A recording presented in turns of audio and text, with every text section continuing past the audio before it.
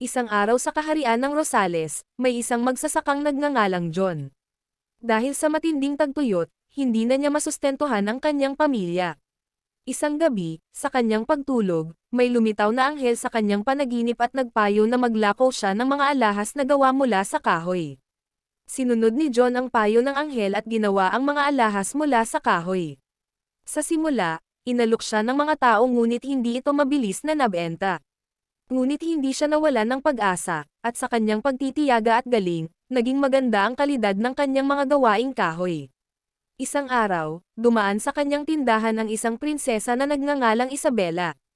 Nakuha niya agad ang atensyon ng prinsesa sa kanyang mga alahas, at nang subukan niya itong suotin, nagsimula itong mag-aksaya ng liwanag. Natuklasan ni Isabela na ang mga alahas ay may mahika na nagpapasaya at nagbibigay ng pag-asa sa sinumang magsusuot nito. Dahil sa husay ni John sa paggawa ng mga alahas, naging kilala siya sa buong kaharian. Binili ni Prinsesa Isabela ang lahat ng kanyang alahas at inanyayahan siyang magtayo ng tindahan sa palasyo. Naging masagana ang buhay ni John at ng kanyang pamilya, at naging maligaya silang lahat sa pang-araw-araw. At doon nagtapos ang kwento ng maglalako na si John, na sa pamamagitan ng kanyang determinasyon at pagiging matyaga, ay naging tagapagdala ng kasiyahan sa buhay ng marami. Sa palasyo, patuloy na pinagyaman ni John ang kanyang kasanayan sa paggawa ng mga alahas na may mahika. Naging makabago at kamangha-mangha ang kanyang mga likha, at ang mga tao mula sa iba't ibang kaharian ay pumupunta upang bumili ng kanyang mga gawaing kahoy. Dahil dito, naging mas mapalapit siya sa mga pangunahing personalidad ng kaharian, pati na rin kay Prinsesa Isabela. Habang lumilipas ang panahon, unti-unting nahulog ang loob ni John kay Prinsesa Isabela. Ngunit alam niyang hindi ito maaaring maging totoo dahil sa kanilang magkaibang estado sa buhay. Isang araw, nagkaroon ng malalim na pag-uusap ang dalawa. Sinabi ni John ang nararamdaman niya kay Prinsesa Isabela, at ikinwento niya ang kanyang pinagdaanan bago niya natagpuan ang kaligayahan sa paggawa ng mga alahas.